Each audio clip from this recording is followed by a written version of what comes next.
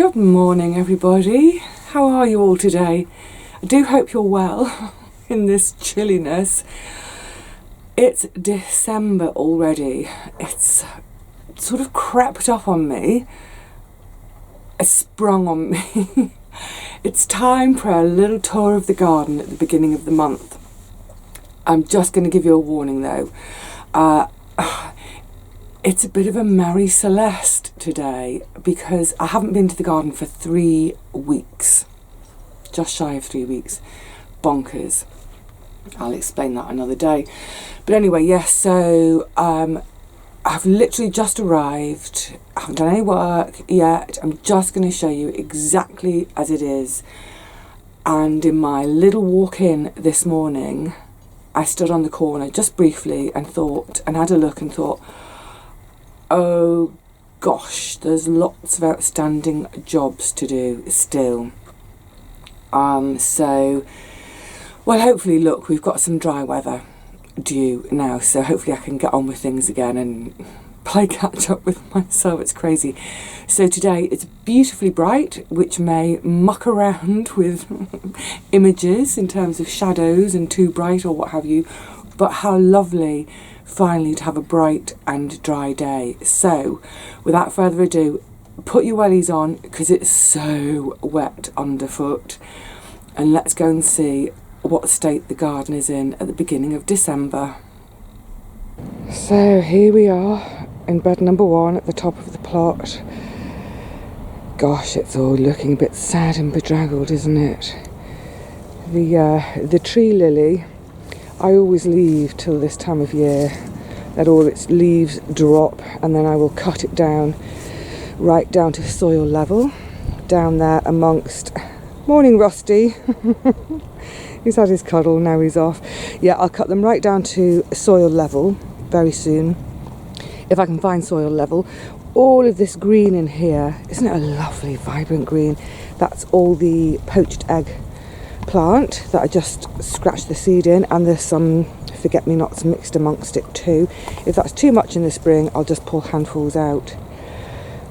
But this is a bit of a disappointment. Well, it's a lot of a disappointment.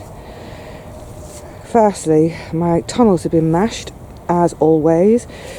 This is where I planted my broad beans. And let's just lift this off. You can see, maybe, oops, sorry. It's hard to do with one hand. I've got a couple have germinated. But, sorry, that's too tricky to do with one hand. For the most part in there, they're missing. So many are missing.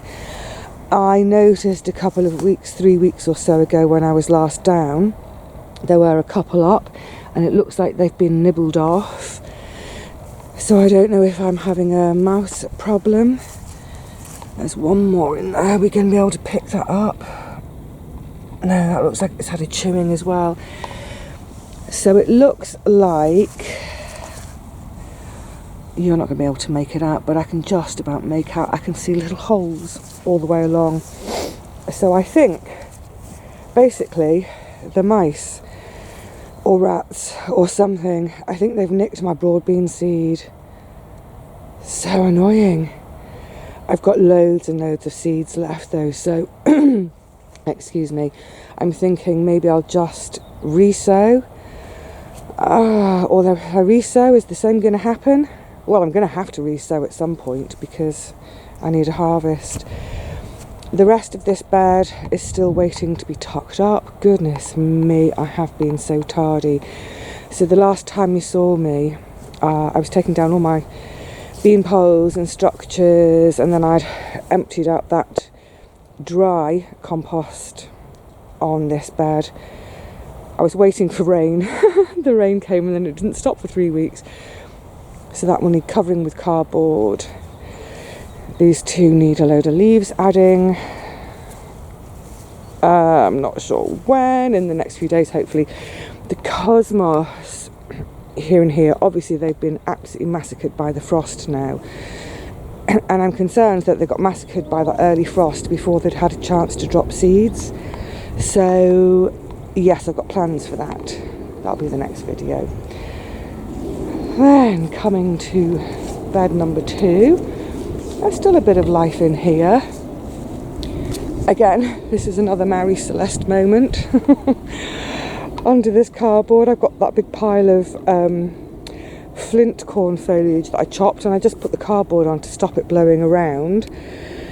This whole bed, that all needs spreading out. This is all the ex-Coco de Pampol, it needs chopping up. Chop, chop, chop, Vivi. That is all the detritus from when you saw me indoors when I did my Sunday on the sofa and I was shucking my corn. So that's all the rubbish from that. So that needs a bit of a spread out, and this whole bed covering. There is food though. Yay, there's still food. The cabbages are doing great. They're looking lovely. The sprouts though, my random sprouts, oh for goodness sakes, I mean, I just can't grow a sprout to save my life. I was watching Richard and Paul's plot tour for November. They did it right at the end of November, and there was Paul picking the most beautiful Brussels sprouts. Oh well, I tried. I think though, in all honesty, this is the 5th time. I'm not going to bother again. I obviously can't grow them. What I can grow though is chard. Look at it. Still being gorgeous. You see what I mean about the Mary Celeste and abandoning. After I took all the poles down, they're on the floor. They're no good down there. I need to get them sorted. But yes, back to the chard is looking beautiful. I've got a ton of lovely beetroots in here as well. Oh, is the light going to let us see down into there? I can see a couple of stonkingly big ones here. Oh yes. Yes, yes, yes. We'll have some of these away. So there's a good amount of fresh stuff here to be had, enjoy. And the 2 beds behind where I'd had squash and salad type leaves, obviously the poles came down, so now I can think about getting these beds mulched and covered too. Gosh, I've got quite a bit to do, haven't I? Into bed number 3. Oh, gorgeous.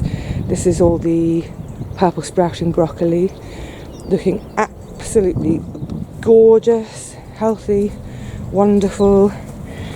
This is not for harvesting until, it'll be way into next year. It's usually around about end of February, March or so, and it's great timing because so many of the other brassicas I will have had by then. So yes, looking forward to that. Next door we've got 5 rows of garlic, allegedly. Oy vey. So in here, let's see if I can do this one-handed. Let's get this up first of all. Can we see in there? So you see the row on the right that's very obvious. That's mine, my garlic. That's next to 2 rows of the special garlic from Belinda. No sign of those yet. And then in this tunnel, actually I can get these tunnels off soon, but can you make out? This is another couple of rows of mine, and they are just about, well, one of the rows is up. Oh, let's have a little look underneath. 1 row up, another row. Oh, barely. So, let me just get that back in a second. Oh, ow. I'm sorry I'm a little bit huffy-puffy today, but my one of my knees has been really bad and I'm sort of struggling to stay upright. Anyway, so for now I'm going to leave the tunnels on because it's just a bit of protection for the soil until I sort out mulch. And obviously at the moment they are protected, whereas next door this bed isn't protected and it's been getting a hammering already. So my priority is cover the uncovered beds. So that's here, those two at the top. Once these are all mulched and covered, then I can think about making a mulch for the garlic, get those nets off, get the mulch down. All in good time. Parsnip bed, obviously with the little bits of calendula still amongst them. Do you know what? I think it might be time to try and have my first parsnip out, because we have had a few frosts, and like any of the root crops, you just never know what you're going to get until you actually get in there. So, oh yeah, I wasn't planning on harvesting anytime soon, but now I'm having a look, I'm thinking I will. Yum, yum, yum. And then this bed number 4 is actually the bed that's still the busiest.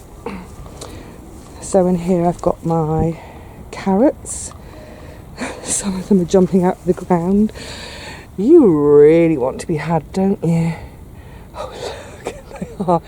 Of course, where they're jumping out of the ground like that, oh my goodness, they're really jumping out of the ground. They're going to be very tempting to be nibbled by things which shouldn't nibble them. So yeah, I'm going to get in there and... Oh, I mean, look at them. That's crazy. Oh, I'm looking forward to another harvest of those. Brilliant. This is mainly Autumn King, but there may be some random other stuff in there because I had to do a second sowing. Whatever's in there, I don't care. I'll have it out to eat. The Calabres have gone mad. I've suddenly got a load of heads. Oh, that one is just... I need to have that one straight away. Lovely, lovely, lovely. I absolutely adore this stuff. Oh, this one's just started to blow. Can you see how the head's gotten much looser? Oh, in fact, look, you can see it's about to flower. So that's going to be my first one. Have a nosh before it flowers. But there's absolutely tons of them in there. That's great. I absolutely love this veg, so I'm more than happy to have it every single day. Raw, cooked, I don't care. I'll scoff it. And then next door I've got my kale. So I've got the scarlet kale and the cavolo nero. So I've had quite a bit of this away already. Just that colour's amazing. Literally every time I look at it, it stops me in my tracks and I think how gorgeous it is. Of course, the Cavallo Nero is beautiful as well. So dark, so rich. Isn't that beautiful? This is one of my favourite sights in winter. I don't know if it's going to pick up, but when you get that bit of frosting on them, beautiful. Wobble wobble, wind's picking up, oh joy. So they're all doing absolutely fine. Next door is what was the flint corn. Obviously that all came out, and that's compost bin compost that went on there before covering, because next year it's going to be a squash. First bean trench dug, nothing in it yet. The celery is still going great guns. Joy! I'm going to do a big pick of this because I think I mentioned it, probably a few weeks ago now, but that I want to try drying some and then grinding it, sort of to add for flavouring for soup, but without having to take up space for storage, as in, in the freezer. I think I need to tie that one up a bit. Let's come around the back. That's the ex-fennel bed. That also had compost to cover it, because again that will be a squash next year. And that was my big chunky bits of flint corn, which were too big for me to snip with my secateurs to sort of chop down for compost. So I'll just leave them there all winter and they will start to break down. And who knows, I might end up with another mini hugel culture. Gosh, everything looks so... I don't know, tired, apart from, look at the colour of this love in a mist foliage. Isn't that a joy? Beautiful. Lots to do here. So I do kind of use it as a bit of a dumping ground in the in the autumn and the early part of the winter, just while I'm taking things down before I'm sort of getting properly organised. But what I still have to do, have to do, is get out all this glass. Oh, it's going to be such a boring job. I'll probably do it with some Dr. tape or something wrapped around my hand, because there's tons of it. Get that out, measure it up, and organise a piece of perspex to go in there. That was the weirdest thing ever. Never mind. Look at that Taunton Dean. It doesn't know when to stop. Actually, I think I need I will have another harvest from this today as well, I think. Mega. And the herb bed finally, morning poppy. It's looking very wintry, isn't it? I mean, there's still a lot of, there's colour, there's texture. It is looking a little bit scruffy, but that's because a lot of the things that I could have pruned and clipped back and made tidy, I'm actually just leaving everything now so that the birds can peck away at the seeds. For instance, like the hyssop seed heads. It's a bit of habitat for insects. Just leave it as it is until the spring. Of course, it's far too early, not late. It's far too early to expect to see anything from my spring bulbs. It doesn't stop me looking though. And it looks, I mean, I can see paw prints. I think they're paw prints. I think that's probably a fox though, rather than squirrels going down. I'm not sure. Oh, let's have a look at the other little patch. But it looks like that gravel top coat hopefully will have done the trick in terms of stopping the squirrels from digging. Of course, I won't know that until the spring. Oh, look, everything is looking so sad at this time of year, isn't it? Even Miss Poppy. How are you doing this morning, sweet pea? Is that a little dry patch you found? Oh, bless you. Ah, yes, I need to empty this one.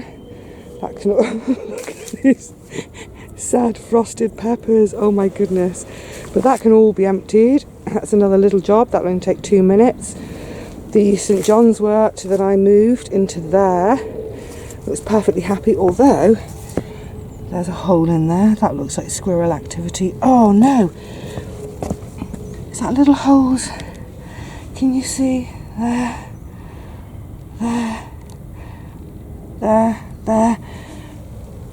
Is that squirrel holes? How have they got under the mesh? Oh, goodness knows. Goodness knows. That's another one. It's just going to be a case of wait and see until the spring to see if anything comes up. So, gosh, I'm looking at all of this and thinking that's quite a lot of work to get done in terms of finding leaves, trimming them down, getting each of their beds covered, get the cardboard out, find something to weight it down, dig my bean trenches. It's doable. Of course it's all doable. But essentially now, apart from getting the beds covered, now it's a case of sort out the cold frame, sort out the shed a bit, some tool maintenance, and otherwise for the next couple of months or so it's just going to be a case of popping down here to do my shopping. So I think I shall bid you all a fond farewell and cheerio for now. I hopefully will see you again really soon, probably in the garden. Until then, look after yourselves.